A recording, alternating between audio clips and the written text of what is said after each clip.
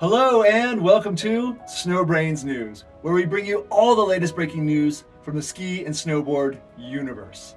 I'm your host and SnowBrains founder, Miles Clark. Let's get right into the news for the week of September 26th, 2023.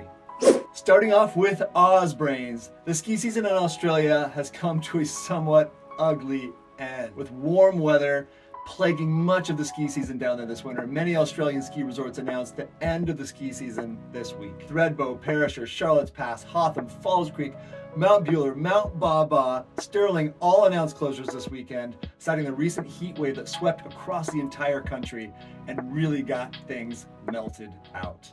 As the southern hemisphere warms up, the northern hemisphere is showing signs of winter.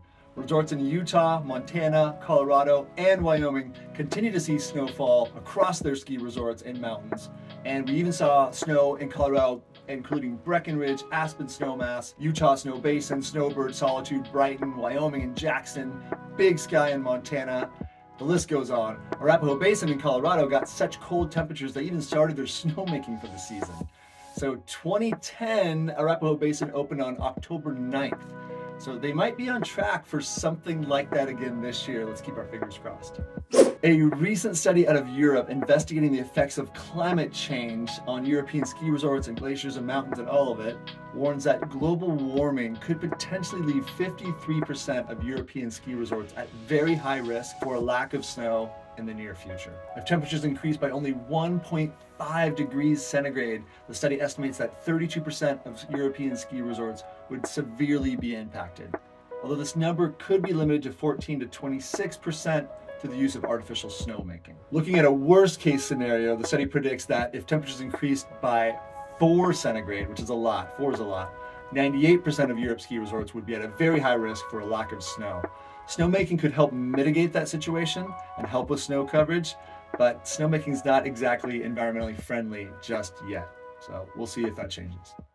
Last week, the Vail Town Council was ordered by Eagle County District Court to pay $17.5 million to Vail Resorts for the Booth Heights project. This piece of land, which was owned by Vail Mountain and was planned to be used for an affordable housing project, was voted to be condemned by the Vail Town Council, citing a need to protect the local bighorn sheep's winter range. In recent months, public sentiment has been heated on both sides, with many questioning the real motives behind the opposition to such a project. Over this past weekend, the family of Dr. Robb Gaffney announced that he has ended his long battle with acute myeloid leukemia, unfortunately. And this hits us hard because Robb is a friend of ours, is a friend of SnowBrains. We've had him on the SnowBrains podcast. He's a local legend. He wrote the book Squallywood. There's nothing else like it in the world. He invented the game of Nar, which led to the movie of Nar, which led to people all over the world playing Nar and doing pro call-outs. I've been getting pro call-outs down here, even in Patagonia. So the ski world will never be the same. He was a psychiatrist. His impact was so much bigger than any one person can normally create. So we miss you, Robb. We love you, and our hearts and emotions and thoughts go out to your family, your friends, and the entire ski world. Not very many people have this much impact on a community, and Robb did that. He will always have left an impact on this entire community. In ski industry news this week, Denton Hill ski area, a small mountain located in north central Pennsylvania, is planning to reopen after being closed since 2014. I know that locals are pumped about this. I guess it's kind of a local legend spot. It's steep, it's cool. The local ski hill, which is owned by the Pennsylvania Park Service, announced that Denton Go LLC will sign a 35-year lease and invest $10 million in capital improvements to reopen the ski area this year, which is huge news for Pennsylvania. In other abandoned ski resort news, Mount Whittier ski area in New Hampshire just went up for sale and could be all yours for the clean price of $3.2 million, which isn't bad. Mount Whittier has been closed since 1985. Damn, it's a long time.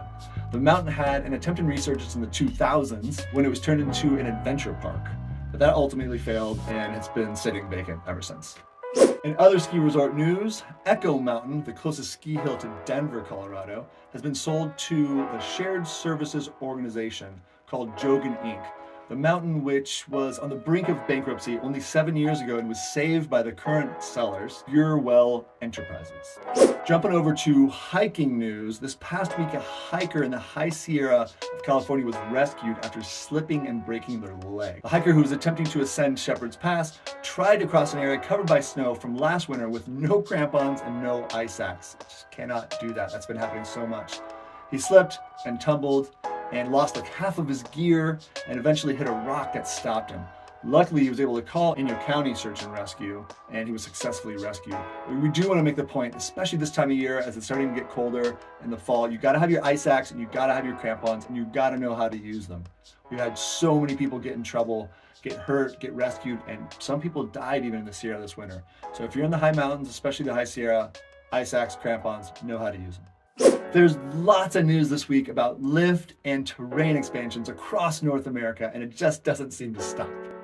This past week, Monarch Mountain in Colorado submitted a proposal to the USDA Forest Service, which outlines a plan to expand their lift-served terrain by 50%. The plan focuses on No Name Basin and includes an area of 62 acres for cleared terrain, 75 acres of gladed terrain, and a 2,700-foot fixed grip chairlift. If approved, the expansion will also see the addition of a warming hut and restrooms at the base of the new lift. Looking to trip reports from this past week. Spring has sprung here in Patagonia. Finally, we had a really late winter season here. It just went weeks and weeks longer than it normally does. There's still good skiing out there. We finally had some really good days of just lapping the chair at Cerro Catedral, spring laps and hitting the park and just finally getting some spring-like conditions. We also had a conditions report coming out of California this week from John. And you might be thinking, snow in California in September? Yes. So John is out skiing the legendary patch, or the patch, in the Lake Tahoe area.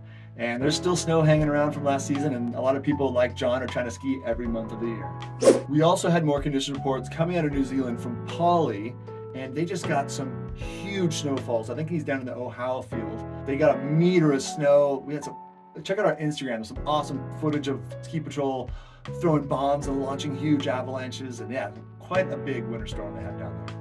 And now on to WeatherBrains. Direct Weather just released their new snowfall forecast for the U.S., and it shows a lot of the U.S. seeing above average snowfall this year. And the forecast projects significant snowfall across the Northeast, Rockies, mountainous areas in the West, the Mid-Atlantic, Great Lakes, and Ohio Valley regions. So we'll keep our fingers crossed that that comes to fruition, but always know these long-range forecasts for the whole winter, you got to take them with a grain of salt. That's all we got for you this week. Thank you so much for watching SnowBrains News. We would love to know your thoughts and ideas, comments, everything about the stories we brought you this week. So drop us a comment below. Please make sure to like and subscribe, and we will see you all next Tuesday for our 5th edition of SnowBrains News.